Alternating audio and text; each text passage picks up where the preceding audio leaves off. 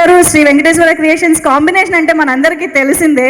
So F2 F3 and Sankranti గారి కాంబినేషన్లో కొలాబరేషన్లో దేవిశ్రీ ప్రసాద్ గారు ఎన్ని మ్యూజికల్ హిట్స్ని అందించారో మనందరికీ తెలుసు. సో ఒక్కసారి గట్టిగా చెప్పట్లతో రాక్ స్టార్ దేవిశ్రీ ప్రసాద్ గారికి వెల్కమ్ చెప్పేద్దామా?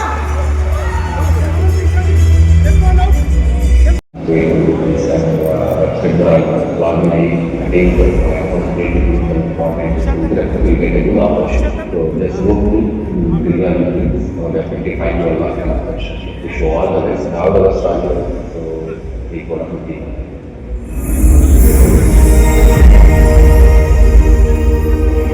ఎస్పీసీ బ్యానర్లో వచ్చేసి చాలా మంది మీ కామెంట్స్ లాంచ్ అయ్యారు. రైట్ ఫ్రమ్ ఆర్య దగ్గర నుంచి మొదలు కోమరి చాలా సినిమాలు చేశాను. బట్ నాకు ఇప్పుడు అర్థం ఏంటంటే దిల్రాజు డ్రీమ్స్ ఎందుకు పెట్టండి, ఏదో ఆయన డ్రీమ్స్ కాదు, చాలా డ్రీమ్స్తో వచ్చే చాలా మంది యంగ్స్టర్స్కి ఒక ప్లాట్ఫామ్ క్రియేట్ చేయడానికి. సో యాక్చువల్లీ దగ్గర నుంచి జర్నీ ఆల్మోస్ట్ 22 years. సో దేవి ఎలా కష్టపడి సాంగ్ చేస్తాడో, బ్యాక్గ్రౌండ్ స్కోర్ చేస్తాడో, ఒక సినిమాని సూపర్ హిట్ చేస్తాడో నాకు బాగా తెలుసు. సో మీ అందరికీతో ఈరోజు ఈవెంట్ ఉన్నప్పుడు దేవిని అడగడము, దేవి హైదరాబాద్లో ఉన్న వస్తాను సార్ అని రావడం, థ్యాంక్ యూ దేవి. అలాగే విజయ్, సో వి నో ఇక్కడ చాలామందికి సినిమా ఫీల్డ్లోకి రావాలని మీ అందరికి ఉంది కాబట్టి ఆ కోరికతో ఇక్కడికి వచ్చారు. అలాగే చూసిన వ్యక్తి నేను దగ్గర నుంచి విజయ్ ఒక క్యారెక్టర్ ఆర్టిస్ట్గా అన్ని ఆఫీసులకు తిరిగి, సో తన ఫొటోస్ ఇస్తే ఆడిషన్ చేసి చిన్న చిన్నవి చేస్తూ ఈరోజు కింగ్డమ్ క్రియేట్ చేయబోతున్నాడు. Thank you Vijay. అండ్ ముందుగా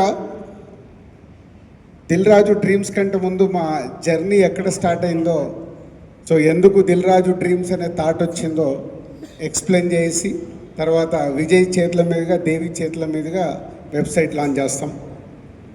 సో శ్రీ వెంకటేశ్వర క్రియేషన్స్ మేము ప్రొడ్యూసర్స్ అయినప్పుడు దిల్ తర్వాత అందరు కొత్త దర్శకులను ఇంట్రడ్యూస్ చేస్తూ సినిమాలు చేస్తూ వాళ్ళు ఈరోజు తెలుగు ఫిలిం ఇండస్ట్రీలో ఉన్నతమైన ప్లేస్లలో ఉన్నారు మా దర్శకులందరూ.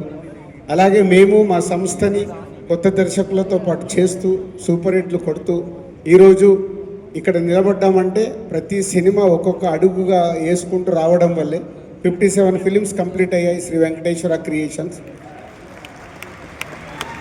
సో నేను కానీ శిరీష్ కానీ ఒక స్క్రిప్ట్ ఫైనల్ నా దగ్గర ఫైనల్ అయిన తర్వాత నెక్స్ట్ శిరీష్ గారు విని దాన్ని ఎస్ బాగుంది బాగాలేదనే డిస్కషన్ చేసుకున్న తర్వాత ఒక స్క్రిప్ట్ ముందుకెళ్తుంది. అలాగే ఎడిటింగ్ రూమ్లో కూడా ప్రతి సినిమాని అలాగే అనాలిసిస్ చేసుకుంటూ చెకింగ్ చేసినప్పుడే ఆ సక్సెస్ వస్తుందని నమ్ముతూ ఇక్కడి వరకు 57 ఫిలిమ్స్ ఇంట్రాక్ట్ అవ్వడానికి వేదిక పైన ఉండవలసిందిగా రిక్వెస్ట్ చేస్తూ దేవి గారికి అండ్ విజయ్ గారికి మరొకసారి కృతజ్ఞతలు తెలియజేసుకుంటున్నాము. So thank you so much. So ఒక్కసారి గట్టిగా చెప్పండి ఫర్ దేవిశ్రీ ప్రసాద్ గారు అండ్ విజయ్ దేవరకొండ గారు. సో దిల్ రాజు గారు మీడియా ఫ్రెండ్స్తో అండ్ ఇక్కడికి వచ్చినటువంటి మా ప్యాషనేట్ ఆస్పిరెంట్స్తో ఇప్పుడు ఇంటరాక్ట్ అవుతారు. సో వాళ్ళ క్వశ్చన్స్కి ఆన్సర్ చేస్తారు. సో ఇక్కడ మీడియా ఫ్రెండ్స్ అందరినీ కూడా కొంచెం ఈ ఫ్రంట్ రోలో కూర్చోవలసిందిగా రిక్వెస్ట్ చేస్తున్నాం ఫర్ ది ఇంటరాక్షన్. మా జర్నలిస్ట్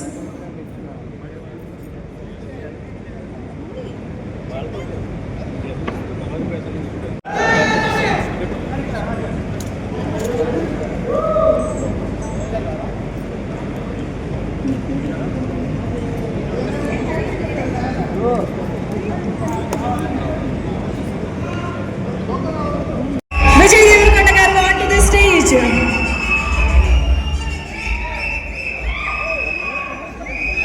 సార్ మేము 2 crores అనుకొని మొదలు పెట్టాము, 4 కోట్లు అవుతుందని.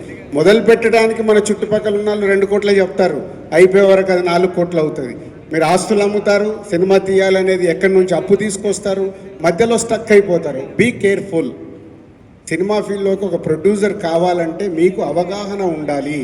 అందుకే ఈ దిల్ రాజు డ్రీమ్స్లో ఫస్ట్ టైం ఒక ప్రొడ్యూసర్ కాలం కూడా పెడుతున్నాం. ప్రొడ్యూస్ కావాలన్న వాళ్ళు కూడా కనెక్ట్ అయ్యి రియాలిటీ ఆ సినిమాకి నిజంగా మార్కెట్ అవుద్దా, ఎంత బడ్జెట్ అవుద్ది, ఏంటి మొత్తం మా టీం అనాలిసిస్ చేసి చెప్తారు. ఫైనల్గా మా దగ్గరకు వచ్చినప్పుడు మేము చెప్తాం దాన్ని. నేను ఇందాక చెప్పాను సినిమా ఫీల్డ్లోకి వచ్చినప్పుడు ఒకటి జరుగుతుంది. మా లైఫ్లో జరిగిన ఒక ఇన్సిడెంట్ చెప్పాలి, కానీ ఆ రోజు మేము చాలా తెలివిగా యూటర్న్ చేసుకొని ముందుకెళ్ళాం కాబట్టి సక్సెస్ అయ్యాం. 1996లో మేము సినిమా ఫీల్డ్లోకి వచ్చినప్పుడు మహేందర్ రెడ్డి గారని మా కజిన్ బ్రదర్ ద్వారా ఇండస్ట్రీలోకి వచ్చి తర్వాత మేము ఓన్గా స్టార్ట్ చేసాం. ఓన్గా స్టార్ట్ చేసినప్పుడు ఒక సినిమా కొందామని ఒక ప్రొడ్యూసర్ని డైరెక్టర్ అప్రోచ్ అయ్యి సినిమా కొన్నాం నైజాం ఏరియాకి. కొంటే వాళ్ళ ఆ సినిమా ఓపెనింగ్ రోజు నన్ను మా శిరీష్ గారు లక్ష్మణ్ గారు అన్న ముగ్గురం కలిసి వెళ్తే, సార్ మీరు చాలా బాగున్నారు, మీరు యాక్ట్ చేస్తారా అన్నారు. ఒకసారి ఇలా చూసుకొని అంటే ఏం చేయాలండి అని, ఓ చిన్న క్యారెక్టర్ ఉంటుంది సార్ చెయ్యండి, ఎలాగో మీరు సినిమా కొన్నారు కదా అని. మేము చూసుకొని ఒక ప్రయత్నం చేద్దాం